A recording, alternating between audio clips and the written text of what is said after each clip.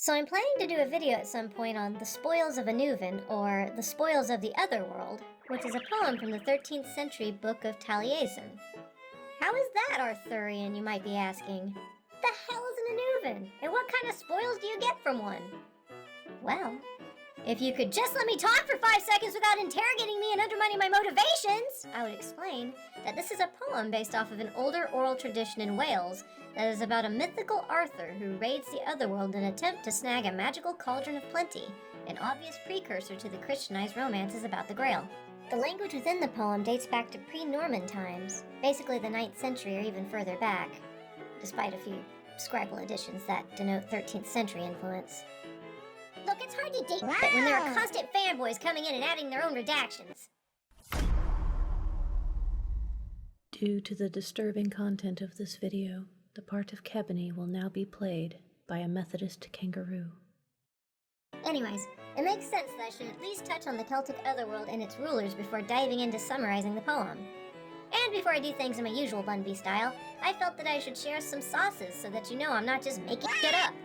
I do most of my research via books and JSTOR articles, but I'm mostly sharing non-scholarly resources here simply because the ones I've found are still consistent with the scholarly content while being far less dry. But enough exposition, let's dive in! In ancient Celtic mythology and religion, especially Welsh traditions, Annwn is the Otherworld. Annwn is the fairy world, a place similar to Elysium in ancient Greek and Roman traditions, or paradise in Christianity. It is often a place of peace and plenty. There is no death, disease, or hunger. It is a land of eternal youth. In some traditions, however, it can be a place of conflict, or a prison to outsiders. It is a land of mystery where all is not as it seems. There are two prominent lords of Annwn in ancient traditions, Annwn and Gwyn Ap Nudd.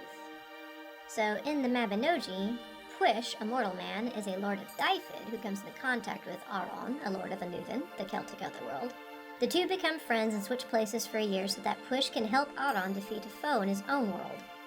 Pwyll succeeds and becomes the head of Annwn. While he is away, Annwn rules justly and fairly in his place, and Pwyll's subjects ask him to continue the good rule upon his return, which he does. One of the purposes of the Mabinogi tales was to serve as teaching texts for Welsh princes, and the tale of Pwyll is a good example, for Annwn is an ideal lord whose actions instruct Pwyll in ideal rule. So here's an excerpt of Annwn in godchecker.com, a Welsh underworld god, also known as Arthurian. He's a god of the Celtic Otherworld. This doleful character in his grey cloak is the Lord of Annwn. He is fond of taking his hounds of hell for a run to track down lost souls. This causes people to stay away and shun the Otherworld, which helps to keep the riffraff out. These days, the untrammeled wastes of hell are always subject to the threat of golf courses and marketing conventions. Oof. Man, even the Otherworld isn't safe from the encroachment of the capitalism. Dun dun dun! We have over here on ancienttext.org. While Annwn, the Otherworld is ruled by Annwn, isn't specifically said to be inside a hill, it is likely that this is the case in the earliest version of the story. In the alternate tales, when Annwn is ruled by Gwyn Ap Nudd, entrance is gained through Glastonbury Tor. Now when a human finds his way into these Sidhe, it is usually one of the fire festivals, in Samhain, Imbolc, Beltane, Lunasa. On these days, but especially Samhain and Beltane, the doors on the hills would open and the fairies would walk about the realm of men. There are numerous stories, both literary, such as those dealing with Finn McCool, and folklore too numerous to mention, wherein the hero witnesses the fairies leaving and entering the Hollow Hills on these days, participating on combat on those days, and so on. This method seems to be discouraged by the fairies. This is their time, and the human who stumbles upon them is often punished in some form. The other method of finding a way into the Sidhe was to be lost. I don't know how I haven't managed to find my way into one. I get lost all the damn time. You have to be caught up in a magical fog, such as when Con Cade Cathaic and his men were caught and found themselves at the house of Lulum Fada, or lost in the woods, such as when Pwyll ran into Annwn while hunting. This is usually a case of being selected by the god for a special reason, kingship, or switching roles for a duel. In these instances, the hero is, eventually, rewarded for his deeds. What is most important about the Sidhe is that while it is supernatural, ruled by gods, it is very much like our world. There are wars, jealousy, betrayals. It is as full of strife as our world, and often this strife bleeds over into our world. As Lord of Annwn, Gwyn Ap Nudd is different from Annwn. He is a darker figure in Celtic myth and legend who appears later in Arthurian traditions. He is the Fairy King and Lord of Annwn. In case, mentioning as Lord of Annwn, you didn't catch on that he's the Lord of Annwn. We're just gonna make sure you're still awake there. He is an underworld god. However, he does not always remain in Annwn. He likes road trips, I guess. Samhain was a time when the veil between the worlds was at its thinnest, and where strange things happened at borders or thresholds, those in between places of the world. Fairies were believed to be abroad, taking captives before going to their winter burrows with them. Yes, everything's working out just fine with Kim Luck. Yes, nothing enhances your life more than having a Cambodian war refugee stay with you in your basement. Never mind. Yes, we're going to be having a benefit on, what is it? Well, a little degrading, but probably one of the cheaper ways to Airbnb. Gwyn Ap Nudd was also believed to be abroad at Samhain, as the doors of Annwn opened and he led the wild hunt across the land, terrifying the living with the sound of otherworldly hunting horns and the baying of his hounds. There were several gates to Annwn, one of them being Glastonbury Tor. Forests also served as liminal spaces where one could go from the mortal to the immortal realm. However, it was not only the souls of the dead or magical beings who could pass through these gates. In the ancient traditions, though Annwn was the otherworld or fairy realm, it was possible for mortals to travel there in certain circumstances, and then return to the mortal world again, if they were lucky. The tale of Push is the obvious example, but there are others. In Arthurian romance, there is a tradition for the wicked Melvas imprisoning Guinevere on Glastonbury Tor.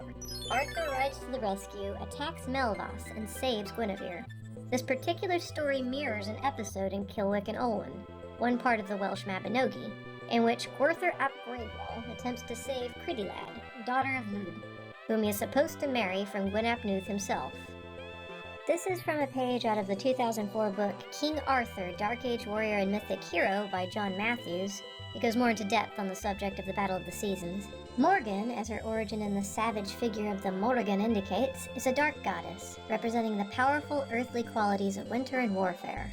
Guinevere, on the other hand, who was also once recognized as a goddess among the Celts, is known as the Flower Bride, who represents spring, the unfolding of life, and the burgeoning of growth. As such, these two are polarized opposites, and it is even possible to see in the story of Guinevere's love for Lancelot, who becomes her champion, a pattern of the elemental struggle between the champions of summer and winter for the hand of the spring maiden. A version of this story is told in one of the pre-Arthurian tales found in the Mabinogion. It tells of Push, who changes places for a year with Arthurian, the Lord of the Otherworld, and undertakes as one of Arthurian's ritual tasks an annual fight with Hafgan, Summer Song, for the possession of Cridilad, the Maiden of Spring. We may judge the importance of this theme from the fact that echoes were still to be found as late as the 19th century in Wales, where teams of people led by a Lord of Summer and a Lord of Winter engaged in a mock battle for the maiden. This last event is significant for a number of reasons. In the story of the Flower Bride, she is often stolen away by one of her suitors to be rescued by the other, thus forming an endless shifting pattern that reflects a continuing seasonal change. In the case of Guinevere, we have a clear indication of her having at one time fulfilled this role when we look at the story of her abduction from the life of Gildas. In this version of the story, Guinevere is carried off by a character named Melvas, whom the text calls the King of the Summer Country, a name for the Otherworld. In the later medieval accounts, he is known as Maligant, the son of King Bagdamagus of Gore, both names for the Otherworld. Hence we have a scenario in which Guinevere is carried off into the Otherworld by its king or his representative to be rescued by her champion. The Flower Bride is brought back in triumph to the court of her lord, who is the king of the land. Thus an ancient ritual enactment continues in the Arthurian stories as a story of human desire and jealousy. Another, even more fascinating Arthurian connection can be found in a pre-Christian version of the Quest of the Holy Grail, called The Spoils of Annwn, which was found in the Book of Taliesin. In this tale, Arthur and his companions enter Annwn to bring back a magical cauldron of plenty. The debated location of the castle Arthur and his men lay siege to aside, we see here again that a voyage into Annwn is not one of peace or plenty, but of strife. There is a war between the worlds, no doubt encouraged by later Christian writers of Arthurian romance. There is an ancient tradition of heroes making a journey to the otherworld or underworld, It wasn't just Heracles and Odysseus who did so. Push and Arthur too journeyed there, and others. The tradition of mortals crossing into another realm for some feat of strength or adventure, or even a painful experience, is long-standing. Now, in order to give a little more context to Annwn, the Celtic Otherworld, I'm going to read a little bit from this scholarly article by Roger Sherman Loomis, The Spoils of Annwn, an early Arthurian poem. And here, it starts to kind of talk about the different views of the Annwn. This word, which is given its earlier spelling Annwn in the first stanza, certainly meant originally the pagan Otherworld, the land of Faerie. But, as in many other mythologies, the location of the Otherworld was among the Celts a matter of conflicting traditions. Irish confusion on the subject is notorious. The home of Annwn, the sea god, which is called Tir Terengara, is in Ectra Cormaic. I'm going to do my best on these words. Conceived as a palace, surrounded by a magic mist, but set above ground in the Irish landscape and approachable on foot. But in Acalam na Senorak, it lies on an island overseas. And Sirglig Conculain, Annwn's wife and sister-in-law, Fond and Liban, though they dwell in an island Elysium in an abode resembling Annwn's palace, nevertheless are called folk of the She, that is, of the old prehistoric burial mounds. In Ectra Conlai, the hero is wooed by a goddess from Magmel, an island Elysian, but she and her people are said to dwell in the She. Still, another localization of the Otherworld is found in Breclu's Feast, where it is clear from the converging evidence that Curoi is an embodiment of the sun in the storm, and that his fortress, revolving as fast as a millstone after his departure by night, is the sky, revolving around the pole, with its myriad of stars. This very concept occurs in an Anglo-Saxon astromy. The heaven locketh up in its bosom all the world, and it turneth ever about us, swifter than any mill wheel.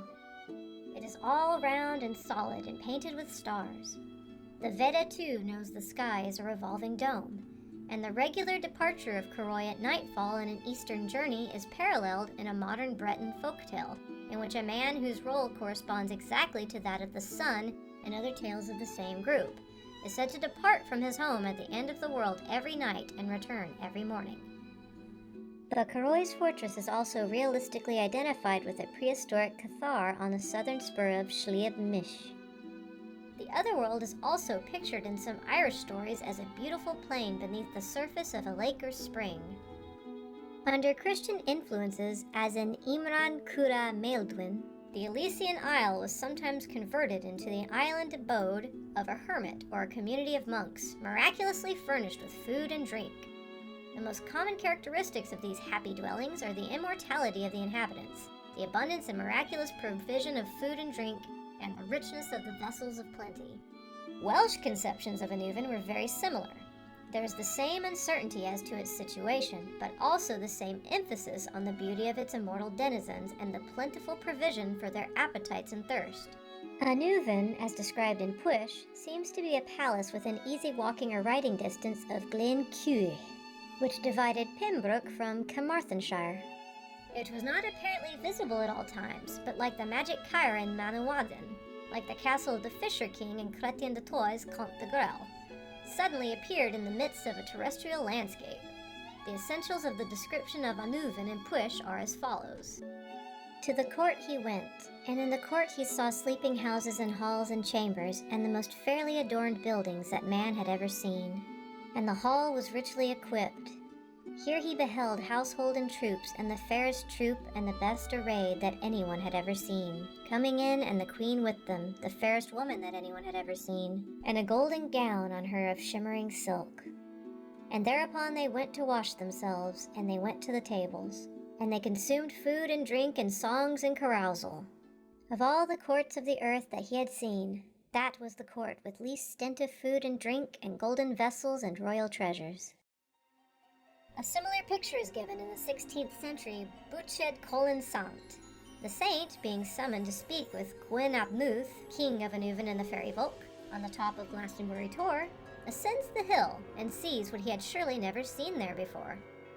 The fairest castle he had ever beheld, and around it the best appointed retinues and a multitude of minstrels in every kind of music and voice and string, and steeds with youths on their backs, the comeliest in the world, and maidens of noble mien, sprightly, light of foot, light of dress, and in the bloom of youth, and every magnificence becoming the court of a puissant sovereign. And Colin went into the castle, and when he came, the king was sitting in a golden chair, and he welcomed Colin honorably and asked him to eat. And he would get, besides what he saw on the table before him, the most luxurious of every dainty and delicacy that the mind could desire concerning them, and would get of every drink and osier to satisfy him that his heart could wish.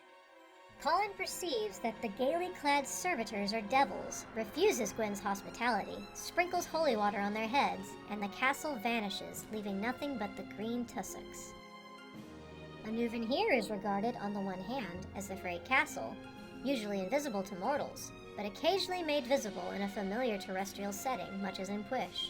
It is somewhat surprising to find it set on top of a hill. As for the king of the Otherworld, the Welsh, like the Irish, knew many. In Pwyll, there are Arthurian and Halfgan, and probably Pwyll himself. Here's another Gwyn Ap Nudd. Gwyn has important connections with Celtic paganism since his father is generally regarded as the Welsh counterpart of the Irish Nuada, king of the Tuatha Danann. And both Nudd and Nuadu derive their names from Nodens, one of whose temples was located at Lydney on the Severn. The Christian missionaries and monks were not inclined to question the existence or the power of the gods, like Milton in Paradise Lost. They merely converted the pagan pantheon into the devils of hell. Thus, Gwyn Ap Nudd and his attendant sprites appear in Uched Colin as demons, and his fairy palace vanishes under a sprinkle of holy water. Likewise in Kilwick, the devils of Annwn are mentioned, and Gwyn their chief.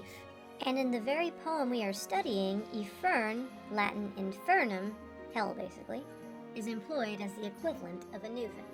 But while on the one hand, the old conception of Annwn as a fairy palace, occasionally visible in a natural landscape setting, is reflected in Pwyll and Bukit Colin, another ancient conception seems to have placed it beneath the earth.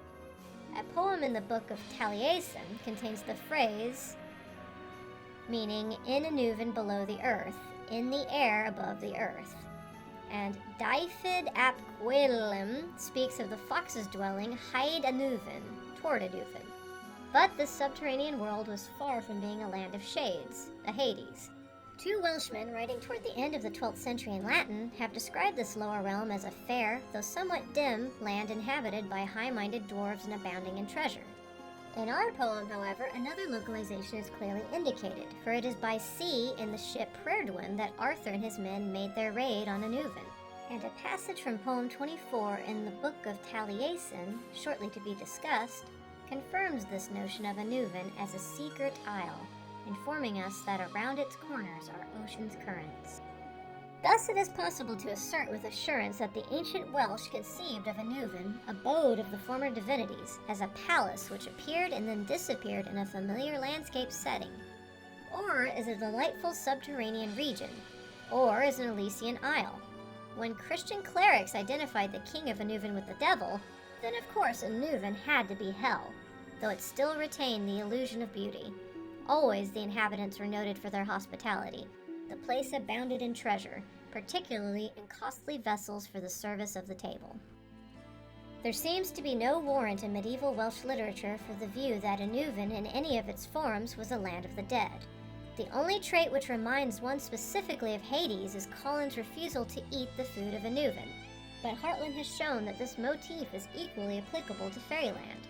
It proves nothing. Since it is not uncommon to find scholars of repute speaking generally of the Celtic Otherworld as a Hades, a Totenreich, or a Terre des Morts, it may be well to examine the evidence both chronologically and geographically. It is true that evidence of Caesar and Procopius proves that in their times Gauls and Britons entertained ideas of a land and a lord of the dead. Probably, too, the Irish at one time thought of their barrows as abodes of the ancestral spirits. But these facts prove nothing as to the period of the early texts, roughly from 800 to 1200 AD. Neither, on the other hand, do modern folk beliefs recorded in Ireland, Wales, or Cornwall to the effect that inebriate peasants have recognized their departed friends and kinsfolk among the fairies. Deeply rooted as are the superstitions of primitive folk and modern peasantry, they do change radically or become obsolete. For example, the Anglo-Saxons, even before the conversion to Christianity, seem to have lost all of their eschatological beliefs. The significant fact is that from the dark and early Middle Ages, besides the Welsh accounts of Annwn, we possess a fairly bulky Irish literature dealing with the visits of heroes to the other world, and in nearly all, the dead are conspicuous by their absence. So far as I am aware, only one of the supernatural isles, Tecton, is identified as the place whither many of the Irish go after death. It is noteworthy that the references to it are very few and that Father Leckmeiker observes, I cannot read this, I'm so sorry.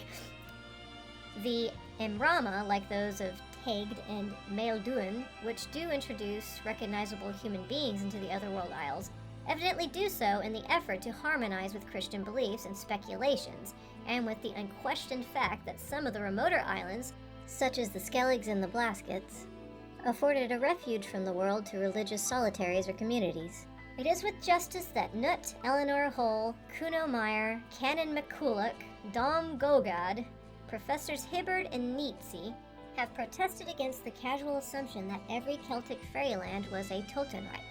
Even Labraz admitted that only 2 texts, one of them referring to Tecton, out of the copious prose epic of Ireland favored this view and declared, another sentence that I have no way of reading, in the main, the Irish of the period in question were quite clear on the subject. The people of the Sidhe were not mortals. Nowhere is the point made more emphatically than in Achlem na Sanorak of the 12th century. A woman from the cave of Crochan, daughter of Bodurge and granddaughter of the Dagda, approached St. Patrick and the Fenian hero Cuilte. St. Patrick exclaimed, "It is a wonder to us how we see you two, the girl young and invested with all comeliness, but thou, Cuilte, a withered ancient, bent in the back and dingily grown grey." Cuilte replied, "Which is no wonder at all, for no people of one generation or one time are we, for she is of the Tuatha Dé Danann, who are unfading and whose duration is perennial. I am of the sons of Milesius, that are perishable and fade away." This point is of the highest significance. With the few exceptions already noted, the inhabitants of the Irish and Welsh Otherworld are the ever-living ones, survivors of the pagan pantheon, like Annwn or Lugh or Gwyn Ap Nudd, or their wives and kinswomen like Thand or the sovereignty of Arran or Aron's wife.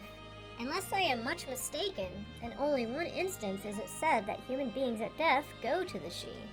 And even here the text makes it plain that these princes go to dwell among the immortals, not as mortals in the ordinary course of events, but as kinsmen of the immortals, allied to them by marriage.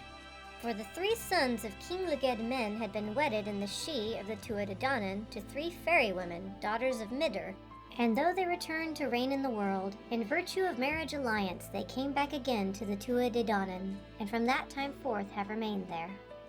It is evidently for the same reason, partaking of the divine nature through marriage, that the mortals Conla, Legara Macrehen, and Nera were permitted to dwell forever in the Sidhe. These were certainly exceptional cases. For the most part, the human visitors to the divine abodes, Con, Art, Cormac, Loig, Cuchulainn, Bricu, Maelduin, Finn, Cochlan, Arthur, and 7 of his warriors, etc., return. Neither in their going nor their returning is there any suggestion that they have passed through an experience like death. And another most significant point, it is never said of one of these that when eventually he did die, he went back to the land which he had visited earlier. The Celtic Otherworld depicted in the Irish literature up to 1200 offers but the slenderest support for the notion that it is the land of the dead. Medieval Welsh literature offers none whatsoever. Kings might visit it, heroes might wage warfare within its borders, and raids might be made on its treasures.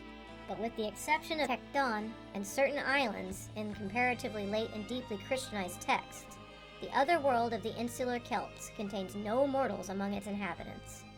Those who go there do not pass through any experience suggestive of death. For the most part they return, and in only one instance is it ever suggested that at the end of their earthly life they go back to the Sidhe. to call a blissful region where only the immortals, the ancient divinities and their kinsfolk reside a Hades, and its king a Celtic Pluto, merely because of a passage in the 6th century Procopius, or because it is sometimes localized underground, or because of some general analogies with classical traditions, is a gross misnomer. One does not call Ireland the land of snakes. In Arthurian legend, to be sure, there is some evidence that the Otherworld has become identified with a Totenreich. In Perlevas, a brother of the Fisher King is called Leroy du Chastel Mortel. In Lancelot, there is a Châtel le Mort. In Ducrone, the Grail King declares that he and his folk are dead. The reason for the localizing of Arthur's court in the recesses of Mount Etna may have been due to the infernal reputation of that volcano.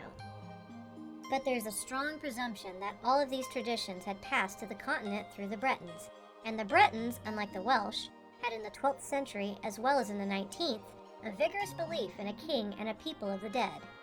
The phrases which Chrétien applied to the land of Gore, however... I cannot read this is a lot of French, I am so sorry. Oh no, even Google Translate can't help me now. Do not admit, as Dr. Newstead has shown, any such explanation. For one thing, similar phrases emphasizing the perils of the adventure are attached to half the uncanny castles of Arthurian romance. In Chrétien's earliest romance, Eric, the hero is warned that from the castle of Brandigan... More French I can't read. I wish they had a translation. Of the castle of Brandis de Illes in the Vulgate Lancelot, we read that... More French. Of the castle of Corbinic... Come on, guy! I can't read French! You gotta at least translate it!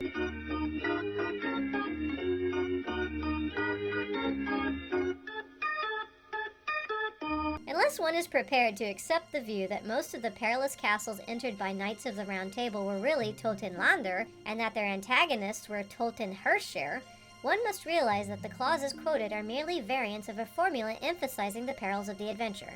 They are found already in Kilwick with regard to the Kyres of the giants, Esphedadin and Gwyrnach. No one has come hither to seek that and has gone away with his life. No guest has returned thence with his life. This must be the proper interpretation to put on the phrases which Chrétien used of Gore, because not only do Lancelot, Kay, Gawain, and Guinevere return, but also all the captives of Logres as well. Since Gore is in fact a land from which everybody comes back alive and happy, it is hardly a land of the dead. And even though the raid on Annwn alluded to in our poem was attended with heavy casualties, 7 at least returned in triumph with the cauldron. There is no suggestion here or elsewhere that the souls of those who had died remained in Annwn. Though Breton influence on Arthurian romance is responsible for several more or less explicit identifications of the Otherworld with the abode of the departed, Welsh literature of the period is completely free from the notion. Too long didn't watch.